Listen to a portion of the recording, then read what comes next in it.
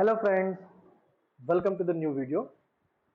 Friends, client जब project data processing team के पास भेजता है तो जनरली उसकी दो रिक्वायरमेंट होती है इस प्रोजेक्ट में, डेटा वैलिडेशन और टेबुलेशन। किसी किसी क्लाइंट की रिक्वायरमेंट स्पेसिफिकली होती है कि वो सिर्फ टेबुलेशन कराते हैं क्योंकि उनका डेटा क्लीन होता है। Most of the time client जो इंडस्ट्रीज में अवेलेबल है वो वैलिडेशन और टेबुलेशन दोनों कराते हैं। मैंने अपनी पिछली वीडियो में आपको बताया था कि वैलिडेशन क्या होता है। एक्चुअली वैलिडेशन जो है वो डेटा की करेक्शंस को चेक करता है कि data as per the questionnaire हो, उसमें कोई एरर्स ना हो और जो लॉजिक है क्वेश्चनर का उसको वो फॉलो कर रहा हो। तो फ्रेंड्स, ये जो डेटा वैलिडेशन हम अपने स्क्रिप्ट में लिखेंगे, क्वांटम के सिंटैक्स के थ्रू किस तरह ये वर्क करता है, स्क्रिप्ट किस तरह लिखी जाती है और इसे किस तरह चेक किया जाता है, और जब चेक हो जाने के बाद हम इसे क्लाइंट को किस तरह रिपोर्ट करते हैं, इसमें जो एरर्स होती हैं वो किस तरह क्लाइंट को बताई जाती है, ये सारी चीज़ें हम आज इस वीडियो में सीखेंगे। फ्रेंड्स, हमने अपनी पिछली वीडियो में आपको बताया था कि किस तरह से एसपीएसएस फाइल से हम आज की डेटा को कन्वर्ट करते हैं और किस तरह हम एक लेआउट बनाते हैं। तो जब कोई प्रोजेक्ट आएगा तो हमारे पास दो चीज़ों का होना नेसेसरी है कि हमारे पास डेटा फाइल हो और क्वेश्चनर हो। मेजरली हमारे पास डेटा प्रोसेसिंग टीम के पास या डीपी टीम जिसे हम कहते हैं, उनके पास जब डेटा फाइल जो आती है वो एसपीएस फॉर्मेट में आती है। तो जब डेटा फाइल हम उससे क्रिएट कर लेंगे और क्वेश्चनर हमारे पास ऑलरेडी होगा तो हम वैलिडेशन स्टार्ट कर सकते हैं। वैलिडेशन करने के लिए जो बेसिक सिंटेक्स है वो मैंने यहाँ पर मेंशन किए हुए हैं, आपको इस स्लाइड में दिख रहा होगा। सिंगल रिस्पॉन्स जो क्वेश्चंस होते हैं उनका जो सिंटैक्स है किस तरह लिखा जाता है, ओपन एंडेड क्वेश्चंस के लिए किस तरह लिखा जाता है, मल्टी रिस्पॉन्स क्वेश्चंस के लिए किस तरह लिखा जाता है, ऐसे और भी कई क्वेश्चंस जो मैंने अपनी पहली वीडियो में आपको बताया था कि किस किस टाइप के क्वेश्चंस जो क्वेश्चनर में आते हैं वो हमें किस तरह पहचानने होते हैं और उन्हीं के अकॉर्डिंग हमें उनकी स्क्रिप्ट लिखनी होती है। तो फ्रेंड्स, आइए आज हम देखेंगे कि क्वांटम में वैलिडेशन की स्क्रिप्ट कैसे लिखी जाएगी और उनको हम डेटा के थ्रू कैसे कनेक्ट करेंगे। फ्रेंड्स, वैलिडेशन करने से पहले हमें एक प्रोजेक्ट फोल्डर क्रिएट करना होता है जिसमें हम अपना प्रोग्राम राइट करेंगे। प्रोग्राम राइट करने के लिए हमें एक फाइल बनानी होती है। हम टेक्स्ट पैड में इस तरह से ओपन करेंगे और जनरली इस तरह लिखा जाता है। रन फाइल में जब भी हम वैलिडेशन करेंगे वो एडिट और एंड सेक्शन के बीच में ही करेंगे। याद रहे फ्रेंड्स, मैंने उस अपने पहले वीडियो में भी आपको बताया था कि जो भी वैलिडेशन या डेटा में मैनिपुलेशन या मल्टीप्लिकेशन जो भी आपको करना है डेटा के साथ, उसको करने के लिए हम इसी सेक्शन को यूज करेंगे। एडिट और एंड, इन्हीं के बीच में हमारी सारी कैलकुलेशन मैनिपुलेशन होती है क्वांटम में। मैंने आपके समझने के लिए यहाँ पर ऐसे लिख दिया है डेटा वैलिडेशन।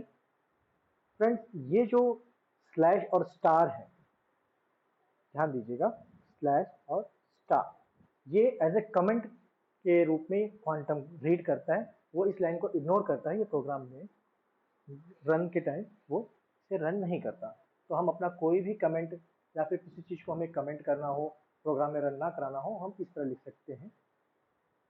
ठीक है, अब हम चलते हैं हमारे क्वेश्चन के पास। ये हमारा क्वेश्चन जो हमने पहले वीडियो में भी आपको दिखाया था, हम इसी को अपना बेस बना रहे हैं और हम इसी से कुछ क्वेश्चंस को आपको डेटा वैलिडेशन करना दिखाएंगे। फ्रेंड्स, जैसे इसमें पहला क्वेश्चन है जेंडर। हमने अपनी ऑलरेडी पहली वीडियो में दिखाया था, हमने डेटा फाइल क्रिएट कर ली थी और लेआउट बना लिया था। आइए हम आपको दिखा देते हैं। ये हमारा लेआउट था और ये हमारा डेटा फाइल था। तो आज हम इस पर अपना प्रोग्राम लिखना शुरू करेंगे। प्रोग्राम किस तरह लिखते हैं देखिए। पहला क्वेश्चन है gender, what is your gender. यहाँ पे जेंडर के तीन ऑप्शन हैं, 1 2 3, male female and preferred not to answer. तो हम यहाँ लिखेंगे रिक्वायर सिंगल पंच, फिर हम इसका कॉलम देखेंगे। जेंडर का जो कॉलम है वो 9th पोजीशन है। तो हम जाएंगे यहाँ लिखेंगे कॉलम 9 कंटेन्स 1 3 ओनली। फ्रेंड्स, जब भी हम कोई प्रोग्राम लिखेंगे, हम तो इतना लिखकर भी इसे रन कर सकते हैं, पर आप इसमें कमेंट इसलिए पास करना ज़रूरी होता है क्योंकि हमें जब प्रोग्राम रन होगा तो इतने सारे सिंटैक्सेस होते हैं, इतनी सारी लाइनें होती हैं, हमें पता नहीं चलेगा कि प्रोग्राम में रन करने के बाद एरर कहाँ पे आ रही है। तो हम जब भी कोई सिंटैक्स लिखेंगे उसके साइड में एक कमेंट पास करेंगे ताकि हमें पता चलता रहे कि हमने ये जो सिंटैक्स की लाइन लिखी किस क्वेश्चन के लिए लिखी है, ताकि जब इसमें एरर आए तो हम उसे कैच कर सकें। तो हम यहाँ अपने अंडरस्टैंडिंग के हिसाब से पास करेंगे ताकि हम उसे समझ सकें। मैं यहाँ अपने अंडरस्टैंडिंग के हिसाब से दे रहा हूँ, जेंडर शुड बी 1 2 3 ओनली। इस तरह लिखकर हम इस कमेंट बॉक्स को क्लोज कर देंगे। ये हमारा पहला क्वेश्चन है। अगर आप चाहो तो क्वेश्चन को मेंशन करने के लिए किसके लिए लिखा गया है, हम यहाँ पे भी एक लाइन ऐड कर सकते हैं कि ये नीचे का जो सिंटैक्स है वो हमने जेंडर के लिए लिखा हुआ है। ठीक है, अब हम जाएंगे अपने दूसरे सिंटैक्स की तरफ। दूसरा क्वेश्चन है एजुकेशन। ये भी एक सिंगल रिस्पॉन्स क्वेश्चन। यहाँ पे ऑप्शन 4 दिए गए हैं, हम सेम चीज लिखेंगे। इसके लिए हम कॉपी कर लेंगे इसे, ये एजुकेशन है, एजुकेशन क्वेश्चन का हम लिख रहे हैं। सेम सिंगल रिस्पॉन्स है तो हम इसे कॉपी कर सकते हैं, नीचे पेस्ट करिए। अब इसमें ये है कि इसका कॉलम लोकेशन डिफरेंट है। आइए, क्या है इसका, एजुकेशन जो है 12वें पोजीशन पे है। हम यहाँ जाएंगे, यहाँ लिखेंगे, पेस्ट करेंगे और इसके ऑप्शन थे 4, हम 4 डाल देंगे। और यहाँ क्योंकि इसका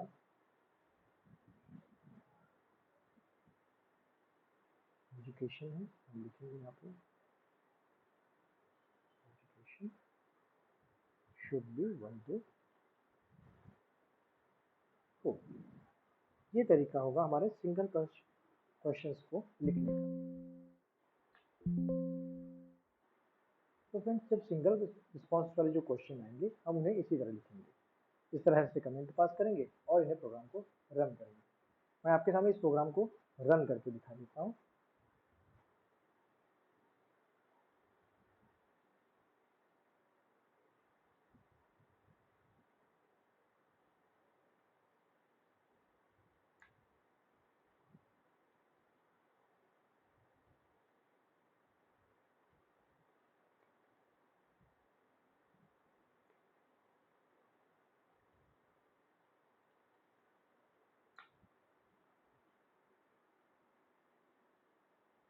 ये हमारा प्रोग्राम रन हो गया। फ्रेंड्स, जब हम वैलिडेशन रन करते हैं तो जब प्रोग्राम हमारा रन होता है तो इसके जो एरर है या फिर जो हमने प्रोग्राम स्क्रिप्ट लिखी है, डेटा सही करेक्ट जा रहा है या एरर जो आ रही है, वो एरर रिपोर्ट जो बन रही है वो बनती है सम अंडर बार। ये इंटरमीडिएट फाइल होती है जो क्वांटम रन करते टाइम बनाता है। आइए मैं दिखाता हूँ आपको वो कैसा दिखता है।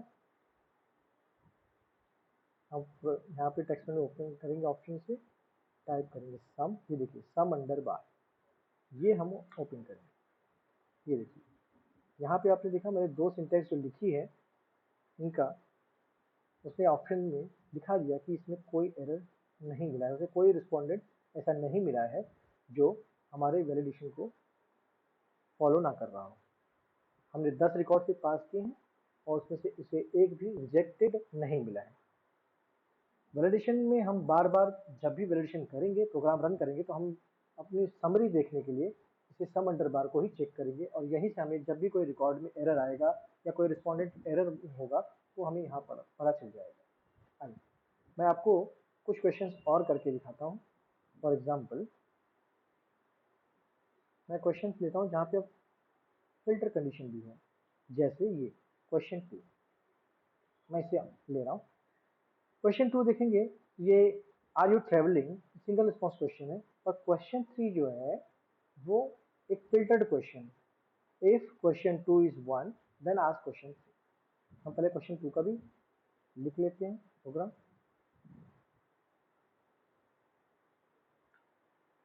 सेम, क्योंकि ये भी एक सिंगल रिस्पॉन्स क्वेश्चन है, हम सिंटैक्स को कॉपी कर सकते हैं और यहाँ पर हम कंडीशन चेंज कर सकते हैं। क्वेश्चन 2 के लिए हम देखेंगे कॉलम पोजीशन क्या है, 21, यहाँ जाके लिखेंगे 21, कंडीशन 1 पे होनी चाहिए और यहाँ पे हम डालेंगे question 2 should be 1 and 2 only. Friend जैसा कि हमने क्वेश्चन में देखा कि क्वेश्चन 3 जो है वो डिपेंडेंट क्वेश्चन है क्वेश्चन 2 से। क्वेश्चन 3 में वही रिस्पोंडेंट्स आने चाहिए जिन्होंने क्वेश्चन 3 में 1 आंसर किया। तो ऐसे क्वेश्चंस का वैलिडेशन हम कैसे लिखेंगे, आइए मैं वो दिखाता हूँ।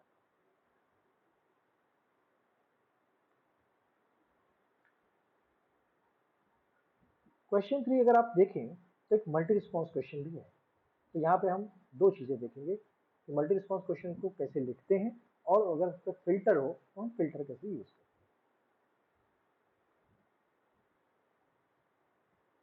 पहले तो मैं आपको क्वेश्चन 3 जो मल्टी रिस्पॉन्स है वो लिखकर दिखाता हूँ। हम लेआउट में जाएंगे, हम देखेंगे कि ये क्वेश्चन 3 है, इसके 6 ऑप्शन हैं। तो हम यहाँ इसे पेस्ट कर लेंगे।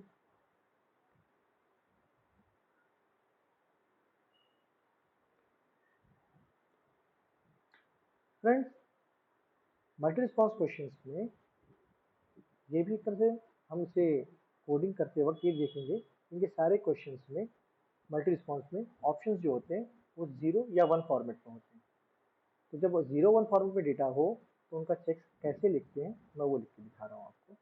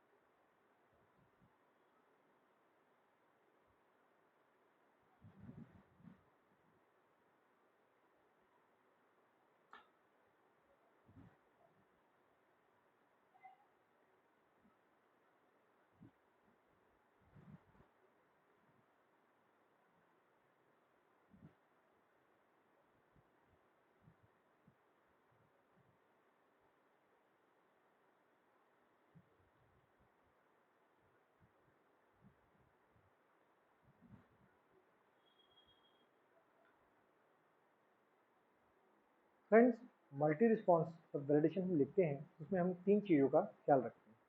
पहला, मल्टी रिस्पॉन्स क्वेश्चन में रिस्पोंडेंट एक से ज़्यादा ऑप्शन को सेलेक्ट कर सकता है। तो हमें भी यहाँ पर उन बातों को ध्यान रखना होगा कि रिस्पोंडेंट एक से ज़्यादा ऑप्शन को सेलेक्ट करे, हमें स्क्रिप्ट में ऐसा चेक डालना होता है। दूसरा, अगर क्वेश्चन में नन ऑप्शन है तो हम ये देखें कि अगर रिस्पोंडेंट ने नन सेलेक्ट किया है तो बाकी जो वैलिड रिस्पॉन्सेज है उसमें उसने कुछ भी ऑप्शन सेलेक्ट ना किया हो। ठीक है, ये जो हमारा तरीका हम किस तरह से अप्लाई करेंगे, इसे हम कहते हैं म्यूचुअली एक्सक्लूसिव। ये किस तरह चेक्स लिखी जाती है आइए हम वो भी देखें। ये तो हमने अभी नॉर्मल चेक डाली है कि डेटा में 0 से 1 फॉर्मेट में होना चाहिए। दूसरी बात हम ये चेक करेंगे कि डेटा में अगर नन है तो रिस्पोंडेंट ने बाकी जो वैलिड रिस्पॉन्सेज हैं उसमें कहीं भी वैलिड आंसर ना किया हो। तो उसके लिए हम लिखेंगे required none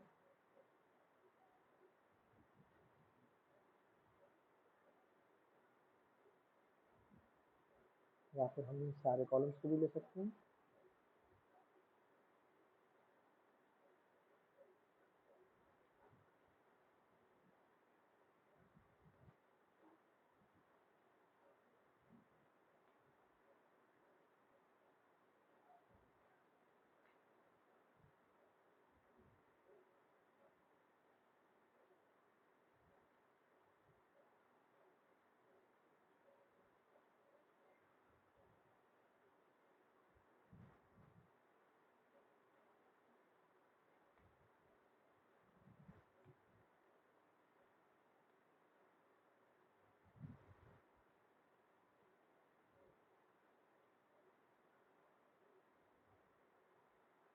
dot q dot 1।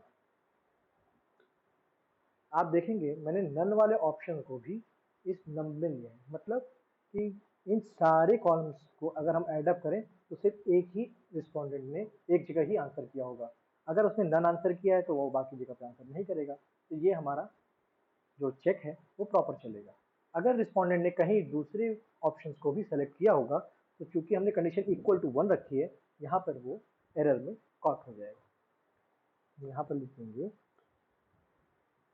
Question 3 should be and is not mutually exclusive।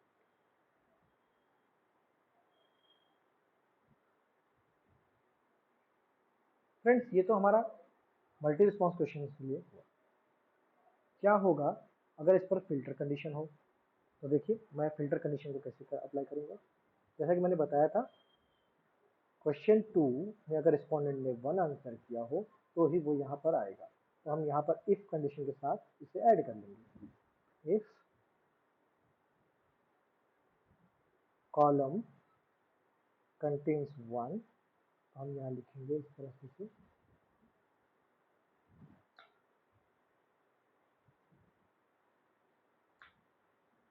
else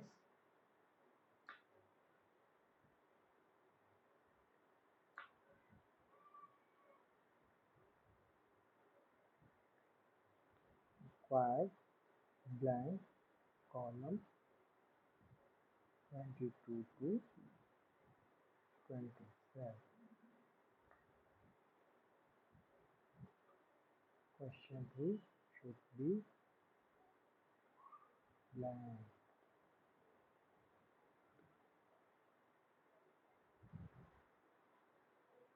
और यही कंडीशन हम हमारे म्यूचुअली एक्सक्लूसिव वाले केस पर भी डालेंगे।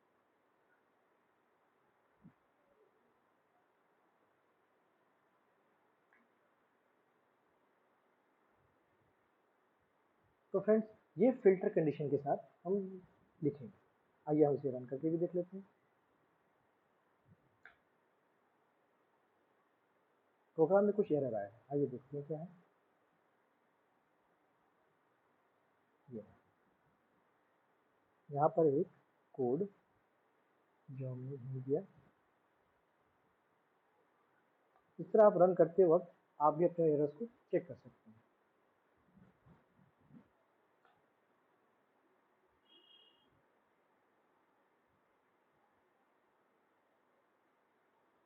ये हमारा सिंटैक्स रन हो गया है।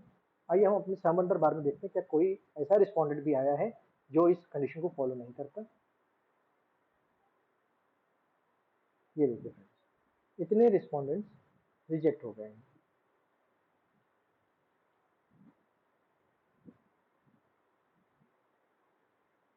फ्रेंड्स, मल्टी रिस्पॉन्स क्वेश्चन को चेक करने के लिए हमें 3 चीजों को ध्यान रखना होता है। मल्टी रिस्पॉन्स क्वेश्चन में हमें पहले तो ये चेक करना होता है कि सारे ऑप्शंस में डेटा होना जरूरी है, आइदर वो 0 या तो 1 हो। दूसरा हम ये चेक करेंगे कि रिस्पोंडेंट ने कहीं ना कहीं एटलीस्ट एक जगह पे वैलिड आंसर को सेलेक्ट किया हो। और तीसरा लॉजिक हम जो चेक करेंगे वो जब मल्टी रिस्पॉन्स क्वेश्चन में अगर नन ऑप्शन हो या नन ऑफ द अबव हो, तो रिस्पोंडेंट अगर नन या नन ऑफ द अबव को सेलेक्ट किया हो तो ऊपर किसी भी ऑप्शन को सेलेक्ट ना किया हो। तो हम इस क्वेश्चन को हमने क्वेश्चन 3 को किस तरह सेटअप किया है, आइए हमारे स्क्रिप्ट में देखते हैं। पहला जो मैंने कहा कि हम ये चेक करते हैं कि रिस्पोंडेंट ने वैलिड आंसर में कहीं ना कहीं पे 0 या 1 में आंसर किया हो। क्योंकि ऊपर हमने फिल्टर लगाया है कि अगर रिस्पोंडेंट ने क्वेश्चन 2 में 1 बोला होगा तो ही वो यहाँ आंसर करेगा, अदरवाइज वो एल्स में उस सारे कॉलम यानी कि स्टार्टिंग ऑफ द क्वेश्चन 3 से एंडिंग ऑफ द क्वेश्चन 3 तक वो कॉलम पूरा ब्लैंक रहेगा। यानी हमारा चेक ऐसा रहेगा, अगर रिस्पोंडेंट ने क्वेश्चन 2 में 1 आंसर किया है तो क्वेश्चन 3 में या तो 0 या तो 1 में डेटा होगा, अदरवाइज वो कॉलम क्वेश्चन 3 का जो भी है जहां से कॉलम स्टार्ट हो रहा है क्वेश्चन 3 के लिए और एंड होने तक वो पूरा ब्लैंक जाएगा। दूसरी लॉजिक जो हमें चेक करनी है कि रिस्पोंडेंट ने अगर क्वेश्चन 2 में 1 आंसर किया है तो एटलीस्ट उसने कहीं ना कहीं पर रिस्पोंडेंट ने आंसर किया होना चाहिए। तो जिसके लिए हम लिखते हैं रिक्वायर्ड नम और लिखते हैं ग्रेटर देन इक्वल टू 1, क्योंकि ये मल्टी रिस्पॉन्स क्वेश्चन है तो रिस्पोंडेंट एक से ज़्यादा ऑप्शन सेलेक्ट कर सकता है, पर एटलीस्ट वन तो सेलेक्ट करेगा ही। तो ये हमारा जो चेक होगा हम यहाँ मेंशन करेंगे एज एटलीस्ट वन आंसर। जैसा कि मैंने बताया कि अगर रिस्पोंडेंट ने नन को सेलेक्ट किया हो तो क्या होगा, तो हमें ये देखना कि अगर उसने नन सेलेक्ट किया है तो ऊपर किसी भी दूसरे ऑप्शन को सेलेक्ट ना किया हो। तो उसके लिए लॉजिक ऐसे लिखेंगे कि क्वेश्चन 2 में अगर 1 है और रिस्पोंडेंट ने नन भी सेलेक्ट किया है तो सेम हम कॉलम जो हमने ऊपर लिखा है सिंटेक्स कॉपी करके नीचे डालेंगे। बट अब हमारा लॉजिक यहाँ चेंज हो जाएगा, ग्रेटर देन इक्वल टू 0 होगा अब सिर्फ इक्वल टू 1, जिसमें हम नन के कॉलम को भी इंक्लूड कर लेते हैं। इसका मतलब ये होगा कि रिस्पोंडेंट ने अगर नन को सेलेक्ट किया है तो सिर्फ इसी में आंसर होंगे, इन सब में आंसर नहीं होगा। इसे हम कहते हैं म्यूचुअली एक्सक्लूसिव चेक। आइए हम इसे रन करके देख लेते हैं।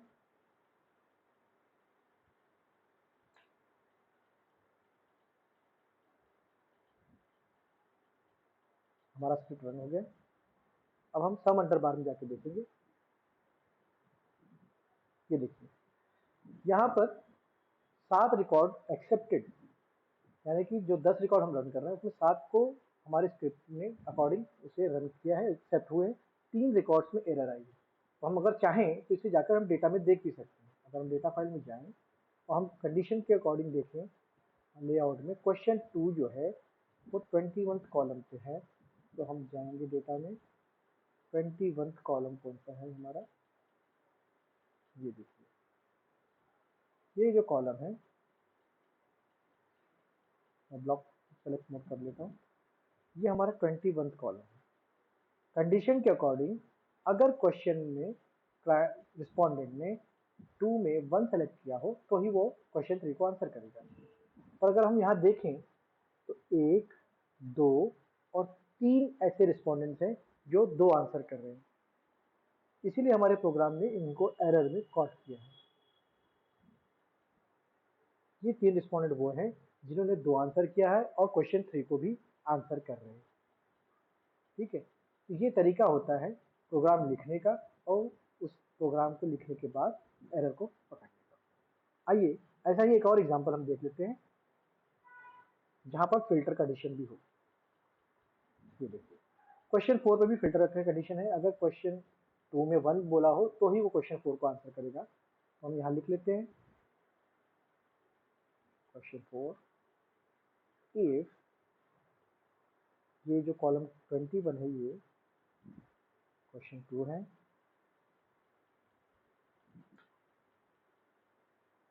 then required कॉलम क्वेश्चन 4 एक ओपन एंड क्वेश्चन है। मैंने बताया था ओपन एंड क्वेश्चन की प्रोग्राम अलग तरीके से लिखी जाती है। आइए हम देखते हैं ओपन एंड क्वेश्चन को कैसे लिखते हैं।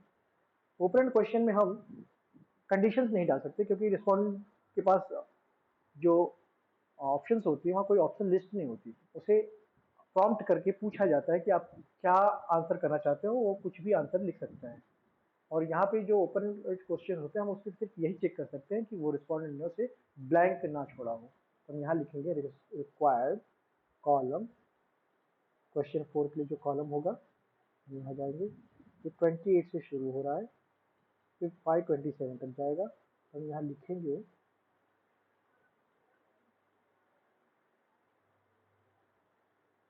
ये शुड नॉट बी ब्लैंक। ठीक है,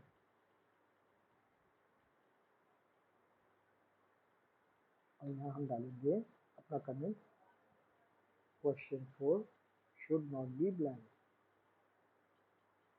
एल्स अगर वो कंडीशन को फॉलो नहीं कर रहा है तो हम लिखेंगे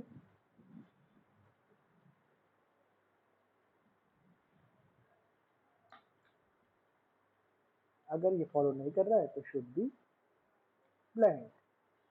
हम नॉट कंडीशन हटा देंगे, ये हो जाएगा शुड बी ब्लैंक। आइए अब हम इसको रन करके देख लेते हैं।